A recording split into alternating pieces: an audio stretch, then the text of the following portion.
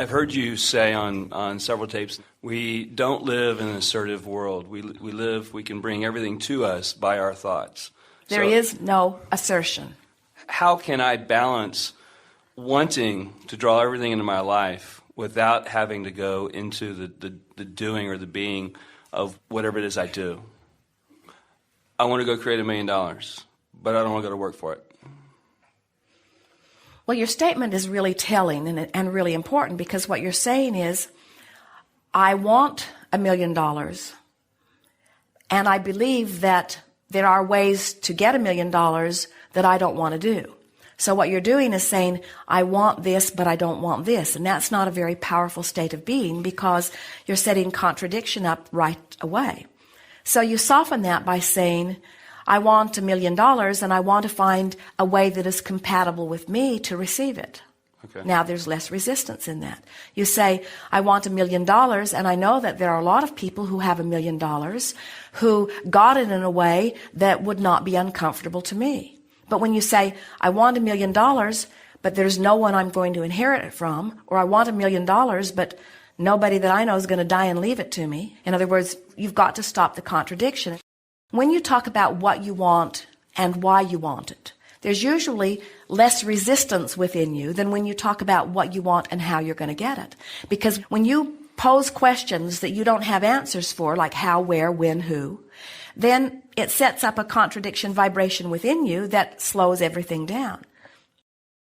Statements such as, there must surely be many people on this planet today who have $1 million and in excess of it, who at one time were standing right where I am, just wanting it and having no idea how it was going to come.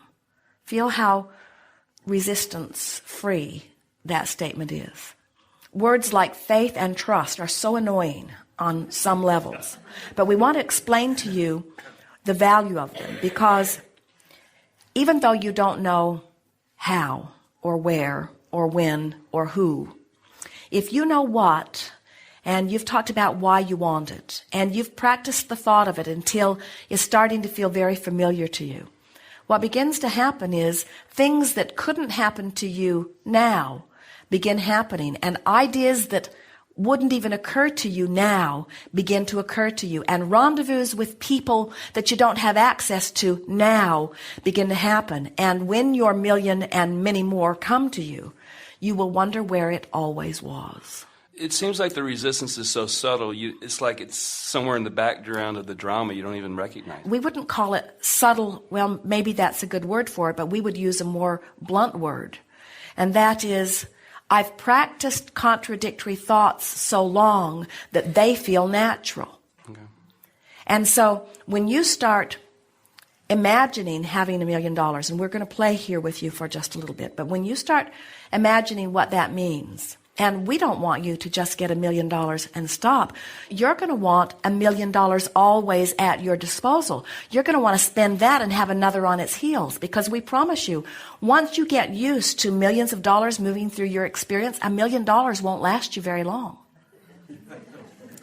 Because you begin to live in a way and your property taxes go way up. You see. So what is it that we are wanting you to trust in? The fact that you can be or do or have anything. How is it that we want you to approach it? Slowly and gently.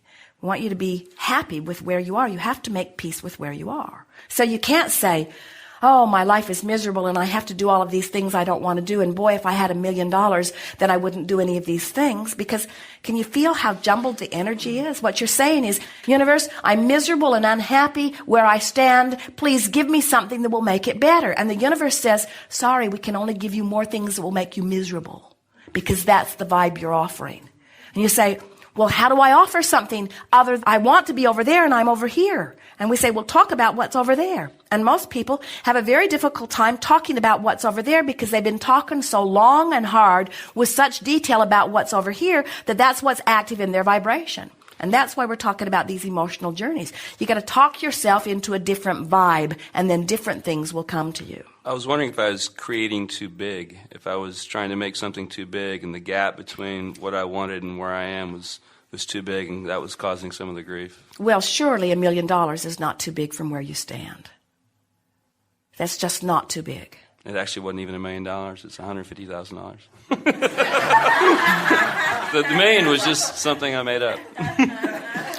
But you do have to follow the success principles that he's found. You gotta talk about what you want. You gotta tell it like you want it to be. You can't face reality and have reality change in any way. You've gotta face the parts of reality that you love and fill in the gaps with things that you get from your imagination or from your expectation. And before you know it, you see, so here you are and you've got a lot of good things in your life which you accentuate and talk about and appreciate and make lists of. So you make lists of positive aspects and you get on rampages of appreciation and you look for good wherever you see it and you feel good as much as you can. And then you have goals that you don't know how you're going to achieve. So then you fill those in with imagination and visualization and pretending. And then as you start doing that, you'll have a dream about it that makes it feel more real. Or you'll meet somebody that's really living that way. Or you'll turn on the television and somebody will be talking just like you've been imagining. Or you'll pick up a book, or you'll hear another interview. In other words, the universe will help you to rendezvous with whatever the vibration is that you've finally achieved. And little by little, you just work yourself in to where you've filled in the gaps that you're not now living with your vibration as you've used your imagination. The universe does not know the difference between someone who has $1 million and someone who just feels like they have $1 million. And when you feel like you have it, your vibration is such that law of attraction must line you up with things like that. And that's true whether you're talking about relationships, whether you're talking about building of empires, whether you're talking about attracting people to help you in your business. It doesn't matter what it is. You've got to find the vibration of it, and you've got to practice the vibration of it until the vibration of your desire supersedes the vibration of doubt.